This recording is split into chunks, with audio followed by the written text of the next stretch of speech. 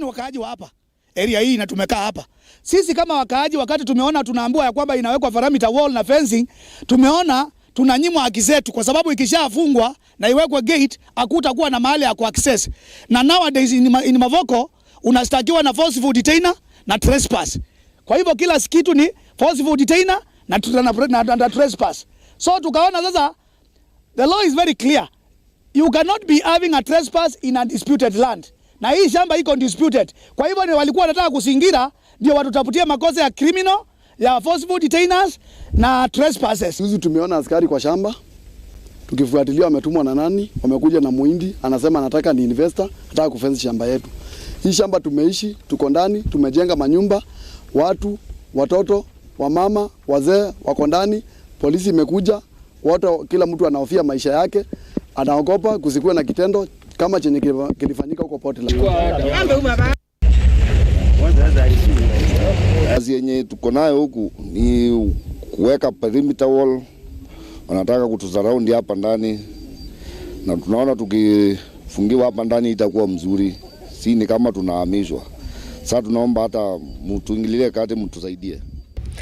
Over 500 families living at Salama Jericho IDP camp in Laikipia West constituency are in dire need of proper emergency shelter and other assistance to help them cope with harsh weather conditions caused by the heavy rainfalls. The families have been living in polythene improvised houses for 2 years now and are calling on to the government for a permanent solution.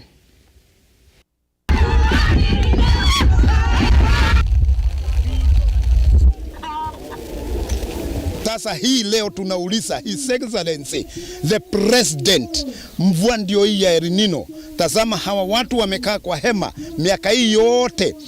You launched the IDP's money mwaka wa 2017, lakini hii pesa kuna ingine bado iko imeshikwa nyara na serikali iliyokuwa hapo awali, na tunauliza His Excellency tafadhali tuode hii pesa hawa waadhiriwa itoke, ili hawa waadhiriwa wapewe pesa zao. Na wakati tuliingia hapa tulikuwa tunafikiri serikali itatupe mashamba kwa haraka, lakini tulipofika hapa tulikuta ni wakati wa njua, hakuna chakula, hata mkilima hakuna. Kwa hivyo tuko na njaa sana kwa hii kijiji yetu. Inaitwa Kiajogu IDP. Hapa tunakula shida sababu saa kunanyesha hivi, tuko na shida nyingi sana. Mvua inanyesha, tunanyeshewa, makaratasi inaingisha maji, hata tuna shida tutafanya nini? Hata tuna mahali pa kukaa. Following the announcement by the government that Monday will be a public holiday to allow Kenyans plant trees, residents of Isiolo and Meru counties have been urged to plant more trees to counter the effects of climate change. This is part of the government's ambitious plan to plant 15 billion trees by 2032.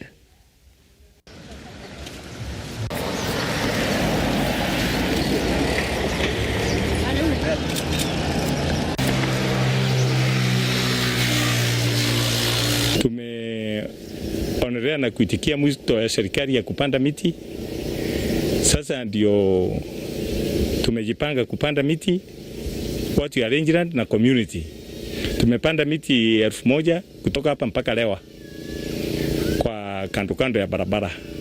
Tunaendelea kupanda miti mpaka ifike Isiolo na tuone kama tutafika Soboiga kando ya barabara yote. Tuliongea na watu experts wakatuchagulia ile miti itastamiri ukame. Kwa hivyo tuko sure itastamiri ukame. Ndio kidogo inaweza potea, lakini tutajaribu kuweka maintenance.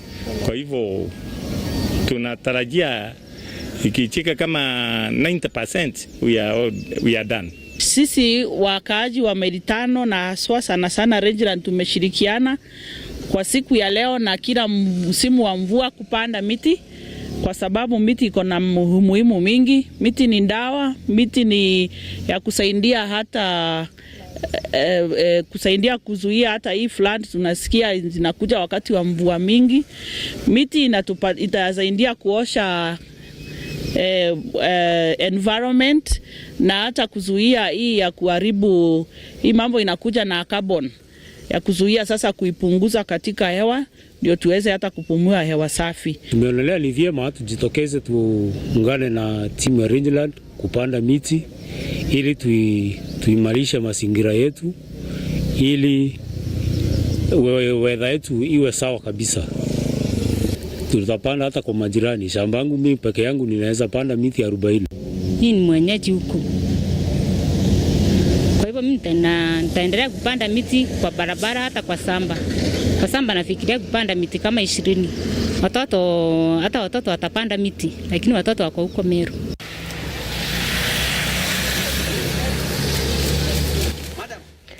Members of the West Pokot County Assembly have called on members of the National Assembly to repeal the Finance 2023-2024 bill to reduce the tax burden on Kenyans, citing the high cost of living and increased taxation by RUTO's administration. Led by the West Pokot County Assembly Speaker, the leaders say the bill has placed an unsustainable burden on an already distressed citizens, especially those in the low-income bracket.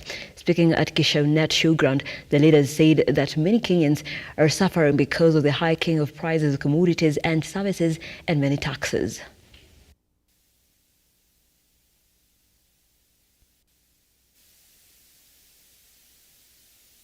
I want to ask our MPs, go back to Parliament and repeal the Finance Bill 2023-2024.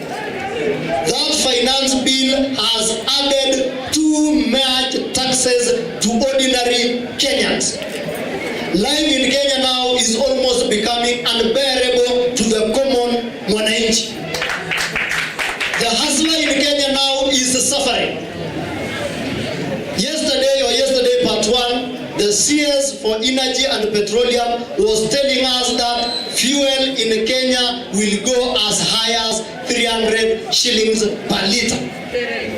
When it gets to that, we are telling you, as the people who represent the common man at the ground, life will become unbearable.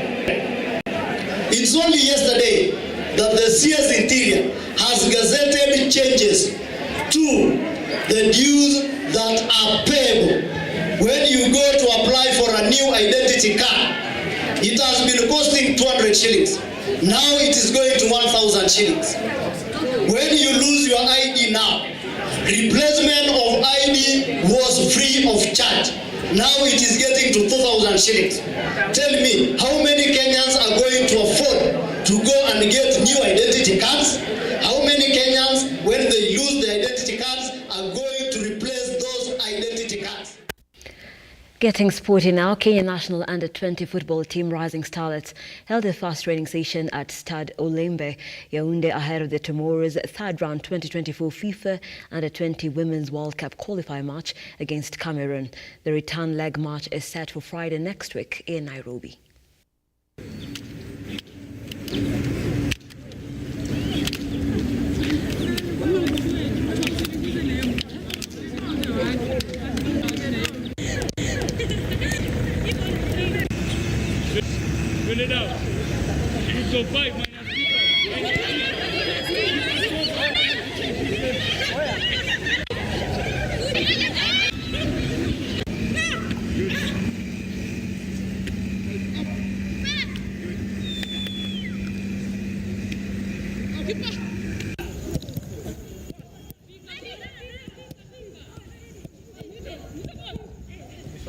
And we've come to the end of the broadcast this afternoon.